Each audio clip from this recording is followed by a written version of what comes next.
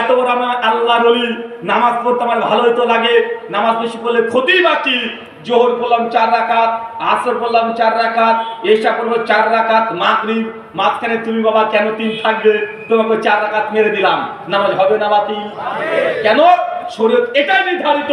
নামাজ বাড়াতেও পারবেন না, কমাতেও পারবেন না, যতই বলেন না কেন। নামাজ তো ভালো কাজ, বেশি করলে ক্ষতি কি? বেশি করলে ক্ষতি এটাই, শরীয়ত আপনাকে অনুমোদন দেয় নাই। তার মানে বোঝা গেল ইবাদত যদি বাড়াবাড়ি করেন তাহলে এটা জান্নাতের রাস্তা নয়, এটা জাহান্নামের রাস্তা। কেন? শরীয়ত আপনার মনের মতো পালন করলে হবে না, শরীয়তে একটা লিমিট আছে। তিলকা হুদুদুল্লাহ, এটা হচ্ছে এই সীমারেখা, এই সীমারেখা পার হলে ভালো কাজগুলো খারাপ হয়ে যায়। চাচা, খতনা বুঝেন? খতনা মুসলমানি দেওয়া ভালো কাজ না খারাপ কাজ?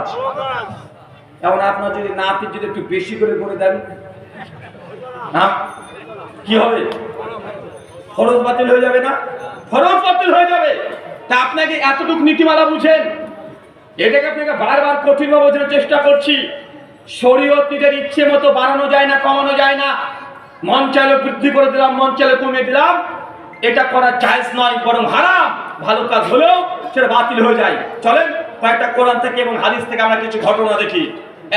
সূরা ইউনূস সূরা নম্বর 10 আয়াত নম্বর 15 মিডিল অংশ, সূরা হাকাব আয়াত নম্বর 9, সূরা আনাম আয়াত নম্বর 50, বিশেষ করে সূরা ইউনূস সূরা নম্বর 10 আয়াত নম্বর 15 তাফসীর ইবনে কাসির সহ আলোচনা দেখবেন। আল্লাহর নবী বসে আছেন আর সাহাবা রাদিয়াল্লাহু আনহুরা ছুটে চলে এসেছেন, আল্লাহর নবীর কাছে বসে আছেন। আর কিছু কাফেররা বড় বড় ইহুদি নেতা তার নবীর কাছে চলে এসেছে, বড় বড় কুরাইশের নেতারা নবীর কাছে চলে এসেছে। আর নবীকে মাঝে মধ্যে এসে কুরাইশরা, ইহুদিরা খুব বাজে বাজে প্রশ্ন করতো। তারা বলতো, তুমি নাকি নবী? যদি নবী হও এই প্রশ্নের উত্তর দাও, যদি নবী হও ওই প্রশ্নের উত্তর দাও। কথা বুঝতে পারছেন? মানে আল্লাহ নবী কি নবী এটা পরীক্ষা করার জন্য বারবার ইহুদিরা দলবদ্ধ হয়ে আসতো, নবীকে এসে বিভিন্ন প্রশ্নতে তারা নিক্ষেপ করতো। তো একদিন কুরাইশরা চলে এসেছে, এসে আল্লাহ নবীকে বলছেন, ওয়া ইতিবি কোরআনি গায়রি হাযা, হে নবী মুহাম্মদ। তা তো নবী বলছে না, হে মুহাম্মদ তোমার কাছে যে কোরআন এসেছে, ওয়া ইতিবি কোরআনি গায়রি হাযা, এই কোরআনের পরিবর্তে অন্য একটা কোরআন আনেন, তাহলে আপনাকে নবী মেনে নেব। বলেন না কে কাকে বলছে? কথা বলে বুঝতে পারলেন না? কাফেররা এসে নবীকে বলছে, ওয়া ইতিবি কোরআনি গায়রি হাযা, এই কোরআনের পরিবর্তে অন্য একটা কোরআন আনেন, আপনাকে নবী হিসেবে মেনে নেব। আল্লাহ নবী কোনো কথা বলে কি রে? কাফেররা বলছে কোরআনে যা আছে সব আমাদের বিরুদ্ধে চলে আসে, যে এক নিয়ে আসেন আপনি সব আমাদের বিরুদ্ধে, তাই কোরআনের পরিবর্তে অন্য নতুন কোরআন নিয়ে আসেন, তাহলে আপনাকে নবী মানবো। আরে কোরআন যা বলে সব আমাদের প্রচলিত ধর্ম বিশ্বাসের বিরুদ্ধে। বলছে 360 জন বাবু চলবে না, একজনকে মানতে হবে, তাকে বা দেখাও যাবে না, আসমানের উপরে নাকি আছে, এটা তো আমাদের বিরুদ্ধে। বলছে কেউ চুরি করলে হাত কেটে দিতে হবে, পর্দা করতে হবে, সুদ খাওয়া যাবে না, ঘুষ দেওয়া যাবে না, ধর্মের নামে ব্যবসা করা যাবে না। কাফের কুরাইশ নবীকে বলছে, এই জন্যই এই কোরআনের পরিবর্তে অন্য একটা কোরআন আনেন, আপনাকে নবী মানবো। আল্লাহ নবী কোনো কথাই বলে না, বলে কি না, নীরব অবলম্বন করছেন। কিছুক্ষণ পর কাফেররা তাদের দাবি পরিবর্তন করছে, বলছে গোটা কোরআন যদি পরিবর্তন করতে না পারেন, আবাদদিলহু, এই কোরআনের মধ্যে কিছু পরিবর্তন করে দেন। গোটা কোরআন দরকার নেই, কিছু কিছু আয়াতকে পরিবর্তন করে দেন, কিছু কিছু আয়াত কেটে বাদ দিয়ে দেন, আর কিছু কিছু আয়াত নিয়ে আসেন যেটা আমাদের মনের মতো হবে। এটা কাদের দাবি? কথা বলেন। এই দাবি আজকে না, 1400 বছর আগেকার। বর্তমান বিশ্বে মুসলমানদের মধ্যেও অনেক সুশীল আছে, বর্তমান গোটা বিশ্ব জগতে অনেক কাফের মুশরিক আছে, তারা ঠিক এই দাবি তাই করে যে কোরআন বর্তমান সময়ের জন্য চলবে না। হ্যাঁ, অনেকে আবার এই কথা বলে কোরআন চলবে, আলহামদুলিল্লাহ কোরআন ভালো, কিন্তু কোরআনের কিছু কিছু আইন এগুলো এখন বর্তমান যুগে চলে না। যেমন বোরখা পরা, এটা বর্তমান যুগে আর চলে না, পুরোটাকে কভার করে ঢেকে দেওয়া, এই একটা যদি না থাকতো কোরআনে তবে ভালো হতো। চুরি করলে হাত কেটে দিতে হবে, এক না থাকলেই হতো বেশি। কেউ জেনা করলে হত্যা করতে হবে, এগুলো না থাকলেই হতো। ভাই এমন অভিযোগ করে কি করে না? কথা বলেন। তারাও 1400 বছর আগের মতো বলছে কোরআনের পরিবর্তন দরকার নেই, কোরআনের মধ্যে আবাদদিলহু, কিছু কিছু আয়াতের পরিবর্তন করে দেন যেটা আমাদের মনের মতো হবে। নবী আমার কোনো কথাই বলে না, নীরবতা অবলম্বন করছেন। আল্লাহ সুবহানাহু ওয়া তাআলা সঙ্গে সঙ্গে আসমান থেকে ফেরেশতা জিবরিলকে বলছেন, জিবরিল আমিন চলে যাও ওহী নিয়ে।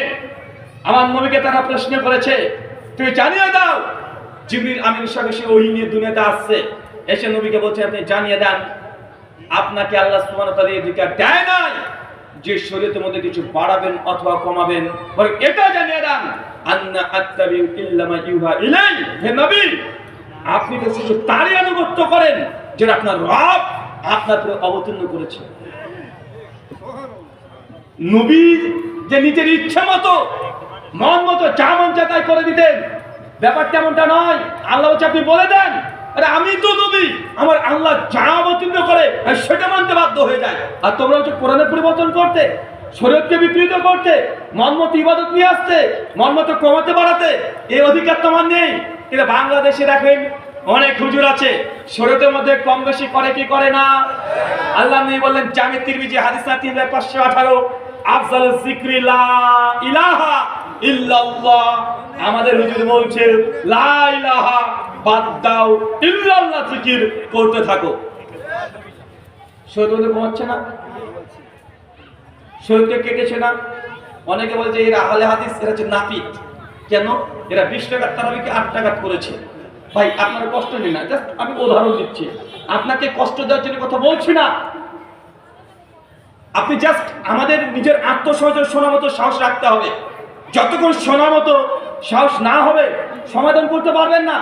দূর থেকে গালিগালাজ নয়, আমি যে কথাগুলো বলছি আমার ব্যক্তিগত কোনো ব্যাখ্যা থাকলে আমার কথাগুলোকে একটা মানা দরকার নেই, কিন্তু আমার কথার পেছনে যদি কোরআনের আয়াত থাকে, যদি হাদিসে মুবারাকা থাকে, আপনি এগুলো মানবেন না। তাও বলছি ততক্ষণ মানবেন না যতক্ষণ আমার কথাগুলো আপনি নিজের চোখে কোরআন হাদিস থেকে আপনি যাচাই না করছেন, ততক্ষণ মানা দরকার নেই। আমার ব্যক্তিগত কোনো কথা দরকার নেই মানার। আল্লাহ নবী কি বলছেন? আফজালুল যিকরি লা ইলাহা ইল্লাল্লাহ। হুজুর এখন বলছে না ইল্লাল্লাহ জিকির করতে হবে।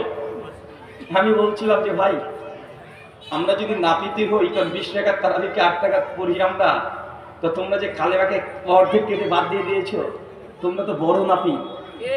তারাবিটা নফল নামাজ, কেউ যদি নাও পড়ে একদিনও, শুধু হুকুমের পুরো ঈমান আছে না। তারাবি নবী পড়তেন, তারাবির সালাতে হুকুমের প্রতি ঈমান আছে।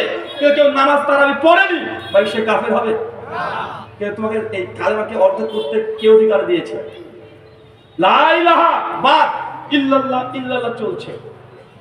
আরেকবার বলছে না ইল্লাল্লাহ, এই জিকিরটা বড় হয়ে যাচ্ছে, তো ইল্লাল্লাহ এই জিকিরটাকে আবার মাঝখান থেকে কাটো, কেটে কি করতে হবে? ইল্লাল্লাহ, ইল্লাহের বাদ দে আল্লাহ পড়ে আছে, জিকির করছে আল্লাহ আল্লাহ আল্লাহ, আছে না নাই কথা বলেন? আর একজন হচ্ছে আল্লাহ, এই জিকিরটাও যেন অনেক বেশি বড় হয়ে যাচ্ছে, কারণ আল্লাহু এই শব্দকে বাদ দিয়ে গোটা আল্লাহটাই বাদ দে, কারণ শুধু হচ্ছে হু হু হু করে জিকির করছে, আছে না নাই কথা বলেন? এক কালেমাকে 10 বার কেটেছে, তারপরে আবার আমাদেরকে বলছে আমরাই নাকি নাপিত হলাম। তো বাবা তুমি আবার কে? তুমি আমাদের উস্তাদ, তুমি আমাদের গুরু। আমরা তো ইবাদতে কেটেছি, তোমরা আকীদা একদম কালেমার মধ্যে তোমরা হাত লাগিয়েছো। তাই এদিক দিয়ে অন্ততপক্ষে আমাদের চেয়ে তোমরা বেশি আছো। তার আমি কয় রাকাত 8 না 20 ওই ভিতরে কথা যেতে যাচ্ছি না, মানে আপনাকে বোঝানোর চেষ্টা করছি শরীয়ত বুঝেন, নবী যা দিয়েছে হুবহু তাই করতে হবে আপনাকে, ওটাই শরীয়ত। এর চেয়ে ভালো মনে হোক তারপর সেটা করা যাবে না। চলেন একটা হাদিসে মুবারাকা থেকে একটা প্রমাণ দিই। সহিহুল বুখারী কিতাবুস সালাত হাদিস নাম্বার 349, সুনানে আবু দাউদ কিতাবুল জুমআ হাদিস নাম্বার 1399। আল্লাহর নবীর যে মেরাজ হয়েছে কোনো সন্দেহ আছে? না। নবী যে সশরীরে মেরাজ করেছে কোনো সন্দেহ আছে? না। আল্লাহ নবী মেরাজে চলে গেছেন, জান্নাত জাহান্নাম সব দেখে আসছেন, আল্লাহর সঙ্গে কথোপকথন করে চলে আসছেন, সমস্ত কিছু দেখে তিনি ফিরে আসছেন। 6 নম্বর আসমানে একজন ব্যক্তি, একজন নবী দাঁড়িয়ে আছে। নাম কি কথা বলেন? নবী মুসা আলাইহিস সালাম দাঁড়িয়ে আছেন। মুসা আলাইহিস সালামের সঙ্গে সঙ্গে দেখে আল্লাহ নবীকে বলছে ইয়া রাসূলুল্লাহ, আল্লাহ আপনার উম্মতকে কি দিয়েছে? আল্লাহ নবী খুশি খুশি মনে বলছে ফরজা খামসিন সালাতান, আল্লাহ আমার উম্মতের জন্য 50 ওয়াক্ত সালাত দিয়েছে। কত ওয়াক্ত চাচা? 50 ওয়াক্ত। মুসা সাল্লাল্লাহু আলাইহি ওয়াসাল্লাম বলে কি 50 ওয়াক্ত? ইজে যান, ফিরে যান, ইলা রাব্বিক, রবের কাছে যান, ইবাদত কমিয়ে আনেন, আপনার উম্মত 50 ওয়াক্ত পারবে না। আল্লাহর নবী তিনি আবার চলে গেলেন, আল্লাহ সালাত কমিয়ে দাও, উম্মত পারবে না। আল্লাহ 5 ওয়াক্ত কমিয়ে দিলেন। নবী মুসা আবার ধরেছে, সময় কত কমিয়েছে? এত কমিয়েছে। মুসা নবী আবার হচ্ছে ইজে আবার যান, যান, শুনে যান, ইলা রাব্বিক, রবের কাছে যান। এখন আপনার ইবাদত এই 50-এর মধ্যে 45 করতে পারবে না, নামাজকে কমিয়ে আনেন। এখন নবী মুসার কথা শুনে বারবার আল্লাহ নবী যাই আসে, যাই আসে, সর্বশেষ এসে দাঁড়িয়েছে 5। কত চাচা? 5 ওয়াক্ত। মুসা ইসলাম বলছে কত? বলছে 5 আছে। নবী মুসা বলছে আবার একবার যান। আমাদের নবী বলছেন যে মুসা, আমি লজ্জাবোধ করছি আমার রবের কাছে যেতে, যে আমার উম্মত 5 ওয়াক্ত পারবে না, লজ্জাবোধ করছি, আমি আর রবের কাছে যেতে পারবো না। আপনারা মনে করছেন আর একবার গেলেই হতো, আর একবার যদি যেত নবী মুসার কথা শুনে, তাহলে প্রতিদিন 5 ওয়াক্ত থাকতো না, শুধু জুমার নামাজ থাকতো, তাই না ভাইজান? মানে আর একবার যদি যেত তাহলে আমাদের জন্য অনেক বেশি ভালো হতো। আল্লাহ সুবহানাহু ওয়া তাআলা জানিয়ে দিলেন সঙ্গে সঙ্গে, হে রাসূল, যারা 5 ওয়াক্ত সালাত আদায় করবে, হেফাজত করবে, তাহলে আমলনামায় আমি আল্লাহ 50 ওয়াক্তের নেকি লিখে দেব। সুবহানাল্লাহ। 5 ওয়াক্ত 50 ওয়াক্তের নেকি। আপনি জানেন এই ঘটনা কোথাকার? এটা দুনিয়ার না, কোথাকার? আসমানের। নবী মুসাকে চেনেন? তিনি এমন একজন নবী, তার মেজাজ অন্যান্য নবীদের চেয়ে খুব উঁচু মানের ছিল। নবীদের মধ্যে 3 জন, এক মুসা, এসে উম্মতে মুহাম্মাদীকে যদি মেলাম ওমর বিন খাত্তাব, মেজাজ অনেকটা কাছাকাছি। 2 নবী ঈসা, উম্মতের মধ্যে ওসমান বিন আফফান, অনেকটা কাছাকাছি, মানে নরমতার দিক থেকে। কথা বুঝতে পারছেন? তো মুসা নবী আসমানি আছে। সহিহ বুখারী 1348 নম্বর হাদিস আছে, নবী মুসা আলাইহিস সালামের মৃত্যুর সময়তে আল্লাহ সুবহানাহু ওয়া তাআলা মালাকুল মউতকে পাঠিয়েছে, যাও, নবী মুসার সময় শেষ হয়ে গেছে, তার রূহটাকে কবজ করে নিয়ে এসো। মুসা কাল হাকিম 1709 নম্বর হাদিস, মালাকুল মউত মানে আপনার ভাষায় আজরাইল ফেরেশতা ঘরে ঢুকেছে কিন্তু সালাম দেয় নাই। মুসা আলাইহিস সালাম ঘুমাচ্ছেন, গিয়ে এবার খুঁজে খুঁজে ডেকেছে। মুসা আলাইহিস সালাম ঘুম থেকে উঠে দেখছে যে সামনে মালাকুল মউত বসে, সালাম কালাম কিচ্ছু নাই, আর ঘুম থেকে ডেকে তুলেছে। মুসা আলাইহিস সালাম উঠে হাতে এক থাপ্পড়। কাকে বলেন তো? আজরাইলকে, মানে মালাকুল মউতকে, মানে যে ফেরেশতাকে দেখে সবাই থরথর করে কাঁপে, মুসা আলাইহিস সালাম তাকে থাপ্পড় মেরে দিয়েছে। সহিহ বুখারীর বর্ণনা, যেটা ডান চোখ একদম মানে চোখ থেকে বেরিয়ে এসে নিচে গড়াগড়ি খেলতে শুরু করেছে। যে থাপ্পড়, চোখ বেরিয়ে গেছে, থাপ্পড়ের জোর কত ছিল দেখেছেন? মালাকুল মউত ছুটতে আল্লাহর কাছে চলেছে, আল্লাহ কার কাছে পাঠিয়েছো? আরে দেখাও সারা, মারাও সারা, কার কাছে পাঠালে? সূরা হুদ 25 থেকে 40 নম্বর আয়াত। মুসা আলাইহিস সালাম একদিন দুপুরবেলাতে গরমে রাস্তাতে যাচ্ছে, টেনশন, হেঁটে বেড়াচ্ছে, সামনে দেখছে মুসা আলাইহিস সালামের গোত্রের কিছু ভাইদেরকে অন্য গোত্রের মানুষের সাথে ঝামেলা করছে। মুসা আলাইহিস সালামের মেজাজ এমনি খারাপ আছে, দেখছে তার ভাইদেরকে অন্য গোত্রের মানুষ এসে মারামারি করছে, বকাবকি করছে। মুসা আলাইহিস সালাম হন হন করে হেঁটে গিয়ে একজনকে কলার ধরে এক থাপ্পড় মেরেছে, উল্টো করে ওখানে স্পট ডেট।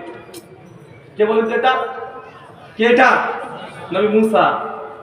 দেখেন মানুষকে মেরেছে একটা, আসমানের নবীকে ধরেছে, আবার জমিনে ফেরেশতাকে মেরে চোখ বের করে নিয়েছে।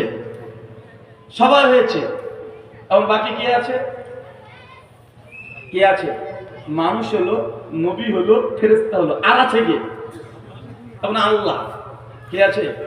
আল্লাহ সুবহানাহু ওয়া তাআলা। হঠাৎ করে একদিন তওরাত পাওয়ার কিছু আগে আল্লাহ নবীকে বলছে, আল্লাহ নবী মুসা বলছে, আল্লাহ এবার তোমাকে দেখবো, যা হয়েছে হয়েছে, তোমাকে দেখবো। আল্লাহ সুবহানাহু ওয়া তাআলা বলছে, মুসা দেখতে পাবে না। যে না, আল্লাহ আমি দেখতে চাই। মুসা বিশ্বাস করো না আমাকে? আল্লাহ বিশ্বাস তো করি, তুই ইমানের আরো দৃঢ়তার জন্য তোমাকে দেখতে চাই। সূরা আরাফ সূরা 7 আয়াত 143। আল্লাহ বলছে, মুসা লাম তারানি, কখনোই তুমি আমাকে দেখতে পাবে না। মুসা ইসলাম চিৎ করেই যায়। অবশ্য বাপের কাছে ছেলে জেদ করে যে আব্বা আইসক্রিম খাবো। বাবা বলছে, বাবা এখন শীতকাল, আইসক্রিম খেতে নেই। ছেলে তাও বলছে, আব্বা আমি খাবো, জোর করে চলে যায়। বাবা তখন বলছে যে না, আইসক্রিম খেতে হবে না, ঠান্ডা লেগে যাবে। ছেলে বলছে সোয়েটার পরে খাবো। বলে গেল, বাপ যখন ঠান্ডা কথা বলছে, বেটা বুঝতে পারে আর ঠান্ডা লেগেছে, যে সোয়েটার পরে খাবো তাহলে। তো মুসা আলাইহিস সালাম বলছে, আল্লাহ দেখতে চায়। মুসা আল্লাহ বলছে, তুমি দেখতে পাবে না, কারণ আল্লাহ সুবহানাহু ওয়া তাআলা নূরে তাজাল্লি, দেখে স্থির থাকা সম্ভব নয়। তারপরে আল্লাহ বলছে ঠিক আছে মুসা আসো, কয়েকদিন পর আসবে, তুর পাহাড়ের দিকে তাকাবে। আল্লাহ জাস্ট আল্লাহ নূরের তাজাল্লি একটু দেখিয়েছে, মুসা সালাম অজ্ঞান হয়ে নিচে শুয়ে পড়েছে। অথচ আল্লাহ পীর সাহেবরা মাঝে মধ্যে আল্লাহকে দেখে, মাঝে মধ্যে দেখে। তাবাক্কাত শাফি প্রথম খণ্ড 167 পৃষ্ঠায় লেখা আছে, শাফি মাযহাব যারা মুকাল্লিদ, শাফি মাযহাব যারা মানে, তারা বলছে আমাদের ইমাম এত বড় আল্লাহকে 100 বার দেখেছে। কেন?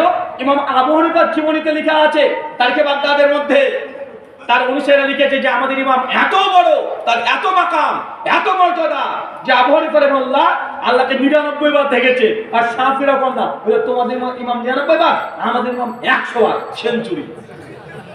কারণ পাল্লাবাজি চলছে। আর যারা পীর তরিকা মানে, পীরদের মধ্যে প্রথম আউয়াল পীর বড় পীর আব্দুল কাদের জিলানীর আগে বাইজিদ বুস্তামি নাম শোনা আছে না? তাজকিয়াতুল আউলিয়া দ্বিতীয় খণ্ড 458 নম্বর পৃষ্ঠায় লিখেছে বাইজিদ বুস্তামির মেরাজ। 4 নম্বর লাইনে লিখছে বাইজিদ বুস্তামি একবার দুইবার না, আল্লাহকে দেখেছে 1001 বার। নেন ঠেলা দেখেন এবার, কে বলছে 99 বার, কে বলছে 100 বার, কে বলছে 1001 বার। আরে প্রশ্ন তো এটা, আল্লাহকে কি দেখা যায়? নবী মুসা এত বড় নবী হওয়ার পরে তারপর দেখতে পেলেন না, অজ্ঞান হয়ে পড়ে যায়। আর আপনার দেওয়ানবাগী পীর কিছুদিন আগে তো বলেছিল, রোহিঙ্গা মুসলিমদের উপরে যখন নির্যাতন হচ্ছিল, তার অনুসারে বলছে পীর সাহেব এখন আমাদের কি করা উচিত? আপনাদের ওই ভুড়ি মোটা পীর, ওর যা সাইজ, আমাদের 4 জন মিলে ও একজন। ও বলছে গত রাতে আল্লাহর সঙ্গে আমার মিটিং হয়েছে, আল্লাহ বলেছে ইন্নাল্লাহা মা'আস সাবিরিন, ধৈর্য ধারণ করো, খুব দ্রুত তোমাদের জন্য সুসংবাদ আসছে। চিন্তা করতে পারছেন? মানে ও মাঝে মধ্যে আল্লাহর সঙ্গে দ্বিধারও করে। নবীরা দেখে স্থির থাকতে পারে না। আমি যখন বসবাস করি ইন্ডিয়াতে, মুর্শিদাবাদ আমার জেলা, আমার জেলা থেকে ওই 8-10 কিলোমিটার পরে নদিয়া পড়ে যায়। নদীর মধ্যে হুগলবাড়িয়া বলে একটা জায়গা আছে। হুগলবাড়িয়াতে একসঙ্গে পরপর দুটো একই জায়গায় দুটো মন্দির আছে, একটা দুর্গা মন্দির, একটা কালী মন্দির।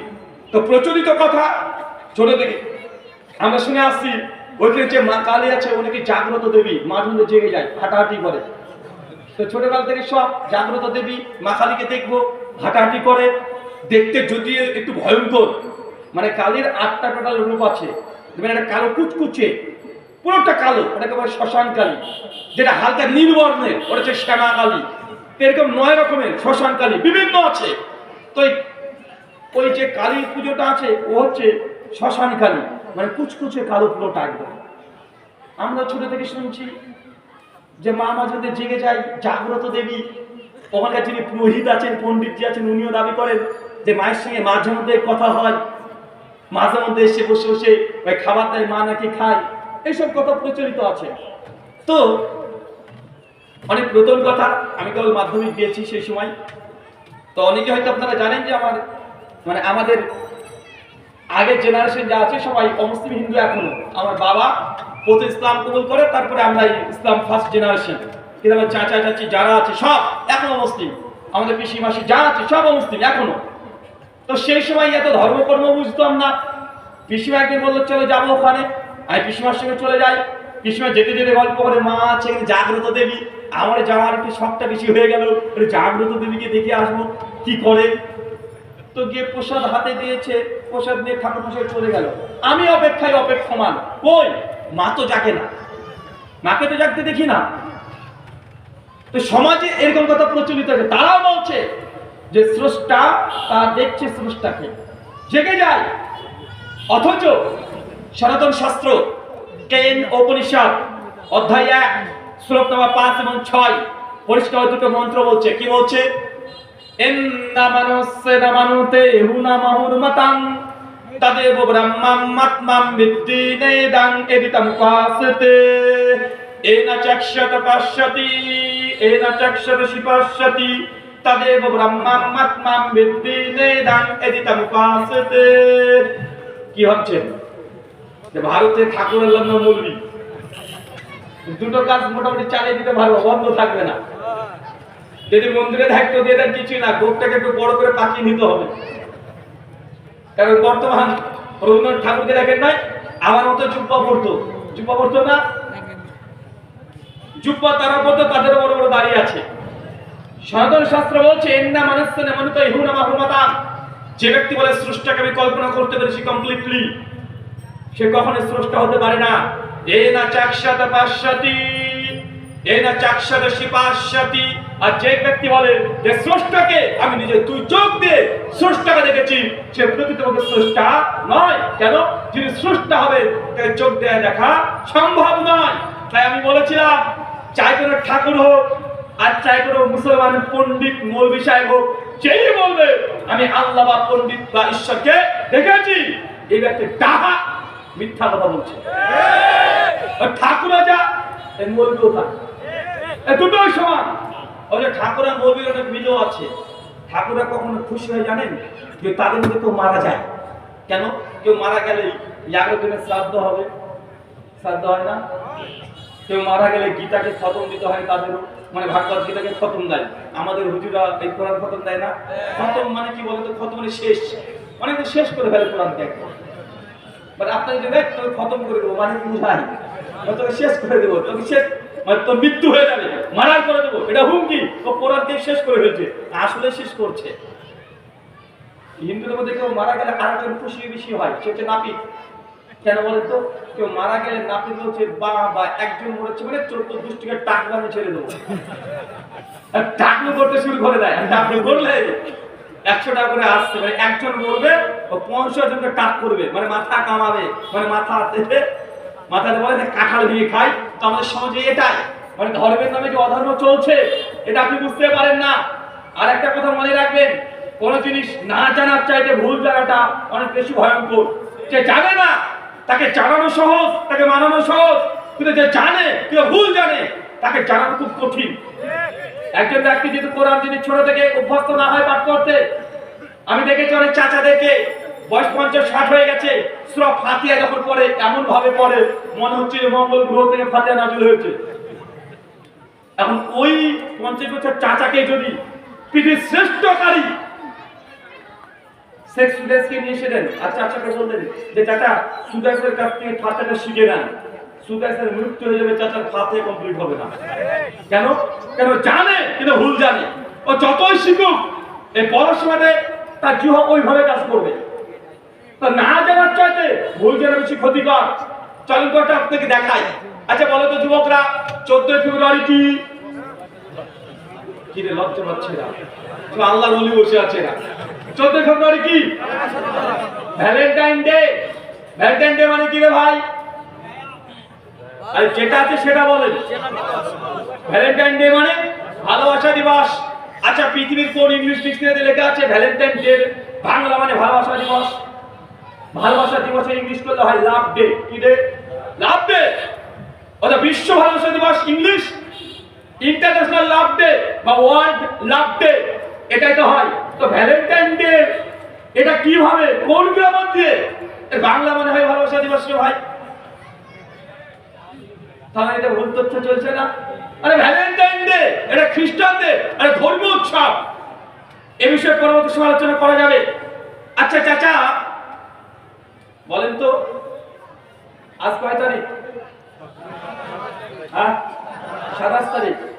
এটা 25 ডিসেম্বর, এটা কি দিন? আরো জোরে বলেন কি দিন? বড়দিন। মাশাআল্লাহ 25 ডিসেম্বর বড়দিন। আচ্ছা যুবকরা বলো তো টাইমের দিক থেকে বড়দিন কয় তারিখকে বলা হয়? সবচেয়ে বেশি বড়দিন কোনটা? 21 বা 22 জুন। তো 25 ডিসেম্বর কি বড়দিন হলো রে ভাই? আচ্ছা দুনিয়াতে সবচেয়ে দিন ছোট কয় তারিখে হয়? 22 বা 23 ডিসেম্বর।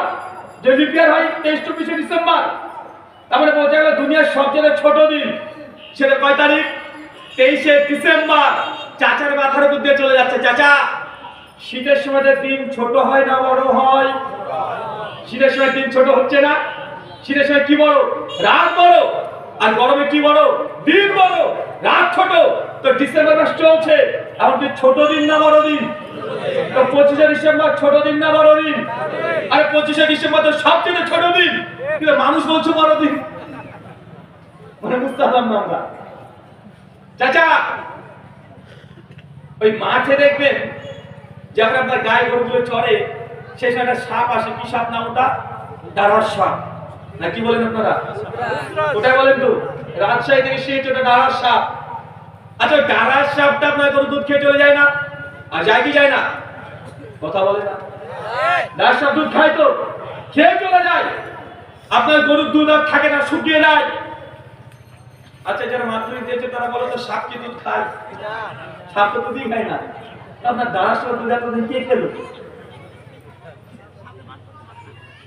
চাচা সাপ জীবনে দুধ খায় না। ওকে যদি জোর করে দুধ খাইয়ে দেন, ও 7 থেকে 8 ঘন্টা পরে এমনি মারা যাবে বিষের প্রতিক্রিয়াতে। জোর করে যদি খাইয়ে দেন, ও বাঁচতে পারবে না, হজম করতে পারবে না। তার দুধকে হজম করার জন্য যে এনজাইমের প্রয়োজন, সেই এনজাইম সাপের শরীরে নাই। ও মাছি খাবে, পোকা খাবে, ব্যাঙ খাবে, এইসব প্রাণী খেতে পারবে, ও দুধ খেতে পারে না। কিন্তু আমরা সাপকে দুধ খাওয়াচ্ছি, পাচ্ছি না। তো আপনাকে যদি এইভাবে বলতে শুরু করি যে আপনি বুঝেন যেটা সম্পূর্ণ উল্টো অপোজিট সমাজে চলছে। ওই যে আগে দেখাতো যে বিভিন্ন রকমের গ্রামে বিভিন্ন সাপ উড়ে আসতো, এসে বিন বাজাচ্ছে, প্যাপ করে বিন বাজাচ্ছে, আর সাপটাকে ফসফস করছে, কিন্তু সাপ শুনতেই পায় না। সাপের কানই নাই, ও শ্রবণ শক্তি নাই, ও দৃষ্টি শক্তি আছে, ও দেখতে পারে না। ছোটবেলায় বলতো যে হাতিকে যদি একবার কোন সাপকে যদি একটা মেরে দিস, তাহলে আর একটা সাপ প্রতিশোধ নেওয়ার জন্য 10 বছর পর আসবে। আছে না? মানে সব কেচ্চা কাহিনী সাপকে নিয়ে মানুষের অনেকগুলো মিথ আছে যে সাপ নাকি আগে মানুষ থেকে সাপ হয়ে যেত। সিনেমাতে দেখেছেন না চাচা? হাত উপরে তুলে আর মানুষ সাপ হয়ে যায়, আবার সাপ থেকে মানুষ হয়। মানে সমাজের যে কুসংস্কার আপনি দেখছেন, মানে 25 ডিসেম্বর তো দিন তো ছোট, তারপরে আপনি বলছেন বড়দিন। জানেন সাপ দুধ খায় না, তারপর আপনার বিশ্বাসের সব দুধ খেয়ে পালিয়ে গেছে। ভ্যালেন্টাইন ডে বাংলা মানে জীবনে ভালোবাসা দিবস হয় না। আপনি ইংলিশ জানেন, ভালোবাসা দিবসের ইংলিশ লাভ ডে। কিভাবে ভ্যালেন্টাইন ডে বলে দিচ্ছেন? তার মানে আমাদের মধ্যে ভুল আছে, এটা আপনাকে বুঝতে হবে। সম্মানিত সুধী, আমরা বলছিলাম দ্বীন ইসলামের মধ্যে যে ইচ্ছে মতো শরীরকে বাড়াতেও পারবেন না, কমাতেও পারবেন না। ওই যে নবী মুসা আলাইহিস সালাম আর আল্লাহ নবী আসমানে আছে, কোথায়? কথা বলেন। এই ঘটনাতে 5টা শিক্ষা আছে, কমপক্ষে 1 ডজন ইস্তেদলাল এখান থেকে করা যায়। প্রসঙ্গক্রমে 4-5টা বলি। চাচা বলেন তো, নবী মুসা আলাইহিস সালামের মর্যাদা বেশি না আমাদের নবীর মর্যাদা বেশি? আমাদের নবীর মর্যাদা বেশি। তার মানে বোঝা গেল কখনো কখনো ছোটরাও বড়দের ভুল সংশোধন করে দিতে পারে। কেন নবীর কে বলছে যে আপনি ঘুরে যান? কে বলছে? মুসা নবী। তো মুসার চাইতে আমাদের নবীর তো মর্যাদা মাকাম, তার আজমত অনেক বেশি। তার মানে ছোটরা বড়দেরকে পরামর্শ দিতে পারে, মানে মুরিদরা পীর সাহেবকে পরামর্শ দিতে পারে। পীর যদি একটু বাঁকা চোখে দেখে, জানতে পীর না, ও টাটকা কাঁচা শয়তান।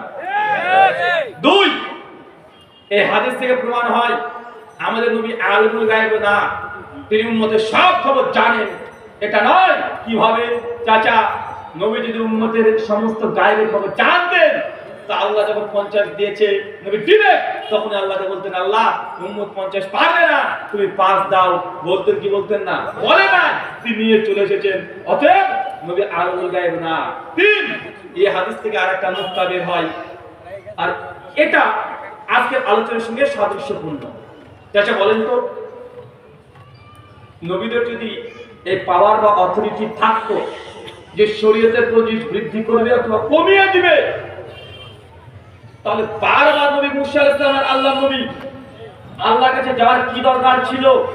তারা নিজেরা দুজনে আপোষে আসমানে মিটিং করতে, যে আল্লাহ 50 দিয়েছে, তবে আমরা 2-তে 5 দেব। বারবার আল্লাহর কাছে যাওয়ার কি দরকার ছিল? যে আল্লাহ নামাজ কমিয়ে দাও, নামাজ কমিয়ে দাও। অতএব প্রমাণ হচ্ছে নবীদের এখতিয়ার ছিল না যে আল্লাহ তাআলা 50 কে ইচ্ছাকৃত 5 করে কমিয়ে দিবে, এটা নবীদের এখতিয়ার ছিল না। এই জন্যই বারবার আল্লাহর কাছে যেতে হয়েছে। কথা বুঝতে পারলেন না? যে নবীর অধিকার থাকতো, তা আল্লাহর কাছে যাওয়ার দরকার ছিল? কথা বলে আল্লাহর কাছে যাওয়ার দরকার ছিল? ছিল না। কেন? আল্লাহ করে বলছেন সূরা নাজম সূরা 53 আয়াত 4, ওয়া মান ইয়ানতিকু আনিল হাওয়া ইন হুয়া ইল্লা ওয়াহয়ুহা। আমার নবী নিজের তরফ থেকে কোনো কথা বলে না, আমি আল্লাহ সারা ওহী করি, নবী আমার তাই বলে। তার মানে বোঝা গেল আল্লাহ নবীর অধিকার নাই যে শরীয়তের মধ্যে কিছু বাড়িয়ে দিবে অথবা কিছু কমিয়ে দিবে, এটা একমাত্র আল্লাহর অধিকার। কার অধিকার? কার অধিকার? আল্লাহর অধিকার। আল্লাহ নবী রাসূলকে এই অধিকার দেয় নাই। চাচা, রাসূল এটা তো আরবি শব্দ, বাংলা মানে করলে কি হয়? রাসূলের বাংলা মানে কি? বার্তাবাহক। বার্তাকার। নবীর না আল্লাহর? বার্তা তো আল্লাহর, নবী বহন করছে, তার জন্য রাসূল বলা হয়। ইংলিশে বলা হয় মেসেঞ্জার। ওই যে ফেসবুক মেসেঞ্জার আছে না, মেসেজ আপনি দেন, ওটা ফেসবুক কোম্পানি মেসেজ নয়। তো রাসূল মানে হচ্ছে বার্তাবাহক। বার্তাটা কার? আল্লাহর না নবী? বার্তা আল্লাহর। এই জন্য রাসূল বলা হয়। নবীদের অধিকার নেই যে তারা নিজের ইচ্ছে মতো শরীয়তে বাড়াবে অথবা কমাবে। অনেকগুলো হাদিস পাওয়া যায়, কোরআনের আয়াতও পাওয়া যায়। সূরা তাহরিম সূরা 66 আয়াত নম্বর 1, 2, 3। আল্লাহর নবীর স্ত্রীরা পরিকল্পনা করেছিল নবী আসবেন আর আমরা বলবো নবীর মুখ থেকে গন্ধ বের হচ্ছে। এই ঘটনা শোনা আছে না? তা আল্লাহ নবীর কাছে আল্লাহ নবী একদিন স্ত্রীর কাছে এসেছে, বলে আল্লাহ নবী আপনি কি খেয়েছেন? তো আমি তো মধু খেয়েছি, ওতে দুর্গন্ধ বের হচ্ছে, গন্ধ ভালো লাগছে না। আল্লাহ বলছে মধু খেলে গন্ধ কেন বের হবে? তিনি চলে যান আরেকজন স্ত্রীর কাছে, উনিও বলছেন ইয়া রাসূলুল্লাহ কি খেয়েছেন আপনি? বলছে মধু খেয়েছি জানেন ঘর থেকে, বলছে গন্ধ বের হচ্ছে যে। নবী অবাক বলেছেন। আরেকজন স্ত্রীর কাছে গিয়েছে, উনিও বলছে ইয়া রাসূলুল্লাহ কি খেয়ে এসেছেন আজকে? দুর্গন্ধ বের হচ্ছে নবী আপনার মুখ থেকে। আল্লাহ অবাক। নবী তখন বলছে মধুতে যদি গন্ধই হয়, আজ থেকে মধুকে আমি হারাম করে দিলাম।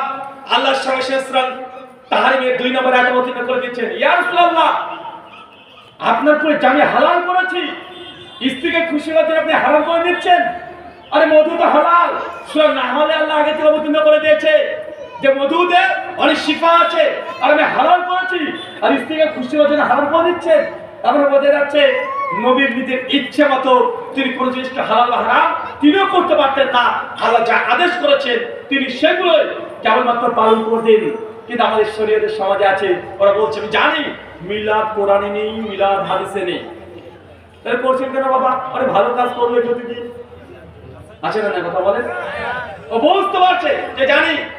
দেখো কিয়াম শবে বরাতের হালুয়ারিটি হিসু করার সময়তে ওটাকে ধরে 40 বার লাফালাফি আছে না? যখন গরুস্থানে নিয়ে যাচ্ছেন লাশটাকে, এই কাঁধে 40 হয়ে গেছে, কাঁধ পরিবর্তন আছে না নাই? 10 ধাপ বা 40 ধাপ পর পর আপনি হচ্ছে কাঁধ পরিবর্তন করছেন, আছে না নাই? সবগুলো কুসংস্কার, না কোরআনে আছে না হাদিসে আছে। এটা মেড ইন বাংলাদেশ। এটা কি কথা বলেন? এটা মেড ইন বাংলাদেশ। মানে কিভাবে যে শরীরে ঢুকে গেছে এগুলো, কিভাবে যে ঢুকে গেল? আপনি মনে করছেন এগুলোই ধর্ম, এগুলো ইসলাম, অথচ কোরআন বা সুন্নাহর কোন পৃষ্ঠাতে এই আমলগুলো পাওয়া যায় না। তাই আপনাদের উদ্দেশ্য মানে এই কথা, শরীয়ত যদি মানতে হয় যতটুকু আল্লাহ নবী থেকে প্রমাণিত ততটুকুই মানেন। এর বেশি করবেন গুনাহ হওয়ার সম্ভাবনা আছে, গুনাহ হবে। কম করবেন তবু গুনাহ হওয়ার সম্ভাবনা আছে। আমার কথা বলে বুঝতে পারছেন আপনারা? আমি আমার দিকে টানছি না, আমি বলছি যে নবী যতটুকু করছেন ততটুকু করে। মা আতাকুম রাসূলুল্লাহ ফাকুহু ওয়া মা নাহাকুম আনহু ফান্তাহু।